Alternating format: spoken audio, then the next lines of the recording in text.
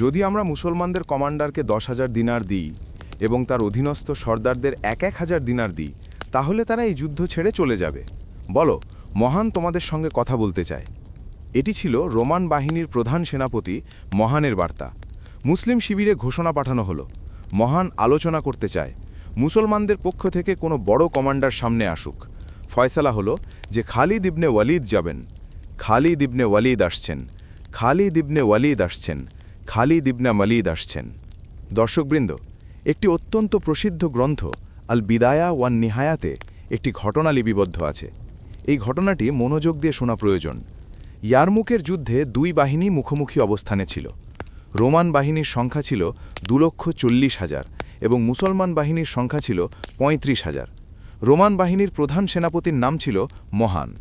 মহান নিজের তাঁবুতে সামরিক কমান্ডারদের একটি বৈঠক ডাকলেন এবং বললেন, মোহাম্মদের সাহাবীরা কতটা সাহসী! কখনো এদিক থেকে, কখনো ওদিক থেকে, কখনো এমন দিক থেকে আক্রমণ করে যা আমরা কল্পনাও করতে পারি না। তিনি বললেন, আমার প্রস্তাব হল মুসলমানদের কমান্ডারকে 10,000 দিনার, তার অধীনস্থ কমান্ডারদের 1,000 দিনার করে এবং সাধারণ সৈন্যদের 100 দিনার করে দিলে তারা এখান থেকে চলে যাবে।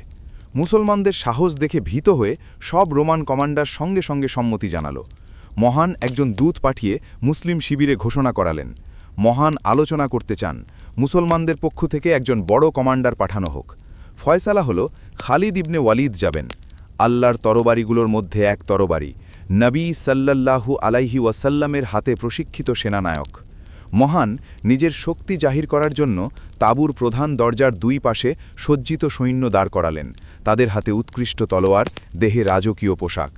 তাঁবুর ভেতরে সিংহাসনের দুপাশে বড় বড় কমান্ডাররা তলোয়ার হাতে দাঁড়িয়ে রইল।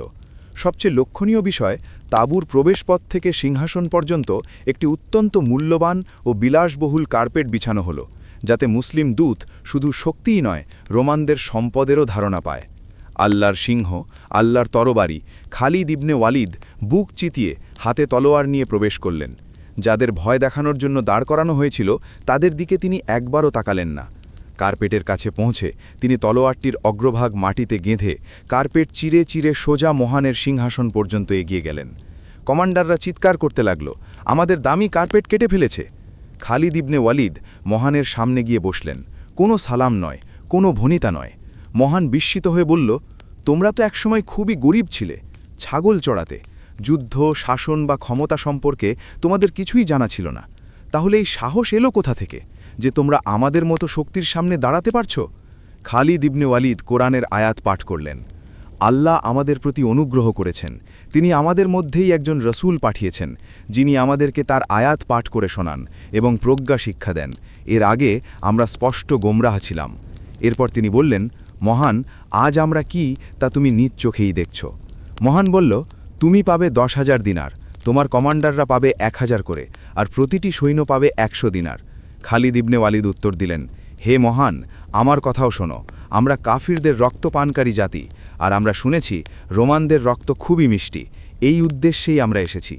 যে গর্ব নিয়ে তিনি তাঁবুতে ঢুকেছিলেন, একইভাবে আবার কার্পেট চিরে ফিরে গেলেন। কেউ তাকে থামানোর সাহস পেল না। শিবিরে ফিরে সবাই জিজ্ঞেস করল, কী সিদ্ধান্ত নিয়ে এসেছ? তিনি বললেন, আমি এমন সিদ্ধান্ত নিয়ে এসেছি যার ফলাফল নিশ্চিত যুদ্ধ। পরদিন সন্ধ্যা পর্যন্ত 90,000 রোমান সৈন্য নিহত হয়। দর্শকবৃন্দ, এই ঘটনার দুটি উদ্দেশ্য। এক, আপনাদের জানা উচিত মুহাম্মাদের সাহাবীরা কতটা সাহসী ছিলেন। দুই, প্রশ্ন ওঠে, কে সেই মহামানব যিনি গরিব ছাগল চড়ানো মানুষদের এমন দৃঢ় ঈমানে পরিণত করেছিলেন? উত্তর একটাই, মোহাম্মদ। এই মুহূর্তে আপনি দেখছেন মোহাম্মদুর রাসূলুল্লাহ সিরিজের প্রথম সিজনের দ্বিতীয় পর্ব। আমাদের চ্যানেলটি সাবস্ক্রাইব করুন এবং বেল আইকনে ক্লিক করুন। যে ভূমিতে নবী সাল্লাল্লাহু আলাইহি ওয়াসাল্লাম আগমন করেছিলেন, আজ তা পরিচিত সৌদি আরব নামে।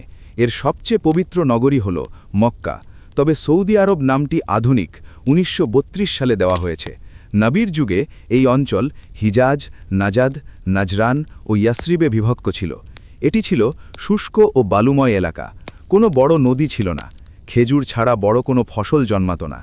আরবদের ইতিহাস 3 ভাগে বিভক্ত: আরাবে বায়েদা, আদ ও সামুদের মতো বিলুপ্ত জাতি; আরাবে আরিবা, প্রাচীন আরব; আরাবে মুস্তারিবা, ইব্রাহিম আলাইহিসসালাম ও ইসমাইল আলাইহিসসালামের বংশধর। নাবী ছিলেন এই তৃতীয় শ্রেণীর অন্তর্ভুক্ত। এরপর বর্ণনা চলতে থাকে হজরত ইব্রাহিম আলাইহিসসালাম, নমরুদ, আগুনের ঘটনা, হিজরত, হজরত হাজেরা আলাইহিসসালাম, জমজম কূপ, আদনান, কুরাইশ, হাশিম, আব্দুল মুত্তালিব ও নবুয়াতের পূর্ববর্তী আরব সমাজের অবস্থা।